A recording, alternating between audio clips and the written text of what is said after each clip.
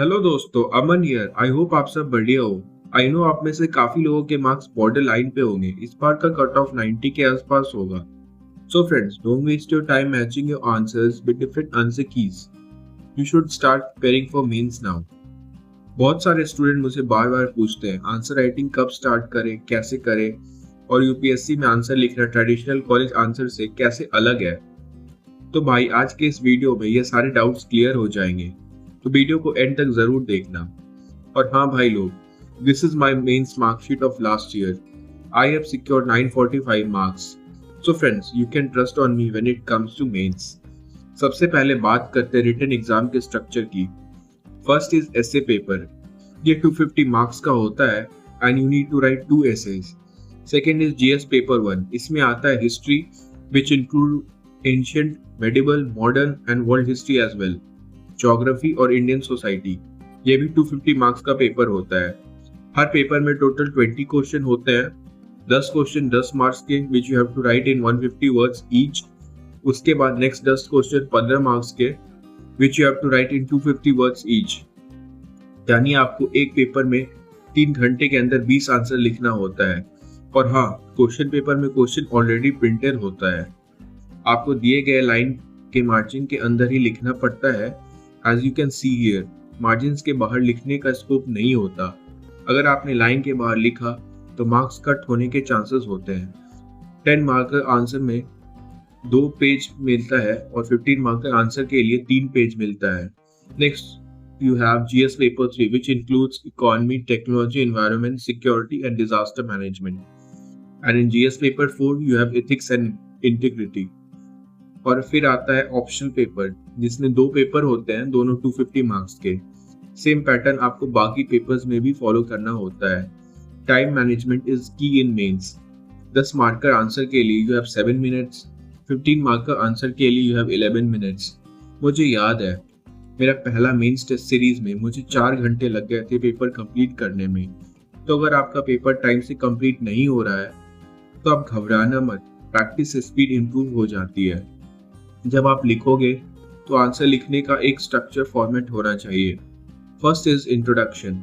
आप इंट्रोडक्शन में बैकग्राउंड लिख सकते हो, करंट अफेयर से कनेक्ट कर सकते हो या कोई फैक्ट्स डाल सकते हो। Second is body. यहाँ आप क्वेश्चन के डिमांड के अकॉर्डिंग कंटेंट लिखते हो। मैं सजेस्ट करूंगा कि जो चीज पूछी गई है उसी को सब हेडिंग बना लो, then it's easy for you. Third is conclusion. यहाँ आप वे फॉरवर्ड लिख सकते हो या फ्यूचरिस्टिक सोल्यूशन के थ्रू आंसर को रैप अप कर सकते हो। आपको कुछ इंपॉर्टेंट बात याद रखनी चाहिए आंसर्स लिखते टाइम। आप आंसर्स पॉइंट या स्मॉल पैरास में लिखो, कीवर्ड्स को हाईलाइट करो, फ्लो चार्ट और डायग्राम जरूर यूज करो। साथ ही अगर मैप बना सकते हो स्पेशली इंडिया का तो ऑल भी वेल एंड गुड। एक बात और भाई लोग, 20 क्वेश्चन में से आपके 5-6 आंसर्स ही टॉप क्वालिटी के होंगे, बाकी आंसर्स एवरेज होंगे और ये नॉर्मल है। तो अपने आप पे प्रेशर मत डालो कि हर आंसर परफेक्ट लिखूंगा। शुरुआत में आपको लग सकता है कि अच्छे आंसर नहीं लिख पा रहे हो, but writing is a skill और स्किल टाइम के साथ आती है। So you should practice answer writing daily. Answer लिखने वक्त 5 चीजों का ध्यान जरूर रखो। फर्स्ट इज क्वेश्चन की डिमांड को मिस मत करो। सेकेंड इज बैलेंस अप्रोच रखो, दैट इज मध्यम मार्ग which you should follow in majority of your answers. Third is try to write your answer in points or in small paras. Fourth is word limit exceed मत करो। कभी कभी हमारा जो topic strong होता है उसमें एक्स्ट्रा लिख देते हैं और जिस टॉपिक में कंटेंट कम होता है उसमें कम लिखते हैं, ये गलत अप्रोच है। Fifth is time management. ये आपको प्रैक्टिस से ही होगा और डू प्रैक्टिस माय फ्रेंड्स। आपको एक और स्ट्रैटेजी फॉलो करनी चाहिए, 80:20 या 50:50 का रूल। इसका मतलब 80% कंटेंट क्वेश्चन के डिमांड से रिलेटेड लिखा करो और 20% कंटेंट में एक्स्ट्रा वैल्यू ऐड करो, जैसे you can mention about facts, examples या फिर सॉल्यूशंस के थ्रू। अगर क्वेश्चन में क्रिटिकली एनालाइज लिखा है तो हर एक पर्सपेक्टिव कवर करो, positive, negative and conclusion. For example, अगर कोई क्वेश्चन में if they ask you about issue related to criminalisation of Indian politics, so some part of your answer or conclusion should also talk about solutions. Okay, solutions are not asked directly, but it gives a well-rounded appearance to your answers, more balanced one. Let me show you my answer copy and you can see how I have written my answer. So question पूछ रहा है कि elimination of poverty is not only a socialistic agenda but also capitalist one. Discuss. ये 10 marks का question है. सबसे पहले let's decode the question. पहले कीवर्ड्स को हाईलाइट कर लो क्वेश्चन में. First keyword is elimination of poverty, second is socialistic agenda and third keyword is capitalist. ये क्वेश्चन का मतलब है पॉवर्टी हटाना सिर्फ एक सोशलिस्टिक एजेंडा नहीं है बल्कि कैपिटलिस्ट के लिए भी जरूरी है. तो मैंने आंसर्स में दोनों एंगल्स को कवर किया है. मैंने स्टार्ट किया है शॉर्ट और इम्पैक्टफुल इंट्रोडक्शन से. Poverty is a state or condition in which person lacks the resource for a minimum standard of living. So poverty का definition लिखने के बाद मैंने facts भी लिखा है. According to multi-dimensional poverty index, around 22% of Indians still live in poverty. उसके बाद I have made subheading as poverty elimination as a socialistic agenda. Then I have written the content in points like promotes class equality, strengthen the idea of welfare state, government scheme for upliftment like Manregas, PDS, etc.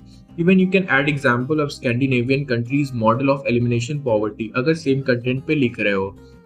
और हाँ, keywords को highlight जरूर करो, clear और crisp language use करो. Next sub heading is poverty elimination as a capitalist need. ये part थोड़ा हटके है तो यहाँ वैल्यू एडिशन इम्पोर्टेंट है. कोशिश करो कि right in points. In my first point मैंने बताया है कि पुअर लोगों की परचेजिंग पावर लो होती है जिसके कारण डिमांड ऑफ गुड्स गिरती है. दूसरे पॉइंट्स में मैंने लिखा है कि in case of poverty saving कम होती है जिसका डायरेक्ट इम्पैक्ट आता है बैंकिंग सेक्टर पे. उसके बाद मैंने फ्लो चार्ट में बताया है, इसमें दिखाया है कि poverty leads to low demand, less saving, more crimes, currency depreciation, economic instability. और भाई अगर मैप बना पाओ तो इंडिया का पॉवर्टी मैप दिखाना. ये विजुअल इंप्रेशन देता है which can help you to get an extra marks. मैंने एक पॉइंट में मेंशन किया है नोबेल लॉरिएट अमर्त्य सेन को. True state true development can not happen without freedom from poverty. यह नाम सुनते ही एग्जामिनर का दिमाग क्लिक करता है और एक्स्ट्रा हाफ या 1 मार्क्स मिल जाता है. सो भाई लोग, फेमस पर्सनालिटीज को अपने आंसर में लिखना चाहिए. उसके बाद यू कैन सी मैंने कंक्लूजन में क्वेश्चन के कीवर्ड्स को भी मेंशन किया है ताकि एग्जामिनर को न लगे कि I have deviated from my question. You can see my conclusion. The role of welfare state has gained traction due to shortfall of both capitalist and purely socialistic agenda. Inclusive growth hence form the cornerstone of welfare state. एक बात याद रखो, content के साथ साथ presentation भी matter करता है. So you write your answer in small paras or points. Second, highlight the keywords. Third, diagram, map or flowchart बनाया करो. Fourth, your subheading should be clear based on the question demand. तो दोस्तों इसी तरह लिखते हैं यूपीएससी लेवल का answer, structure, balance और informative. So friends, I know many of you write answers but there is no one to evaluate your answer. So if you are facing the similar problem then you can contact me. I can guide you personally. I have shared my own Telegram ID in the prelims 2025 वाला video के description में. So if you want to Excel your answer writing skills then contact me. अब बताइए next video आपको किस topic पे चाहिए, ethics का स्ट्रेटजी पे या फिर टॉपर आंसर शीट के एनालिसिस पे. कमेंट में जरूर लिखना. मिलते हैं नेक्स्ट वीडियो में. तब तक के लिए पढ़ते रहो, लिखते रहो और मेंस कॉन्कर करते रहो.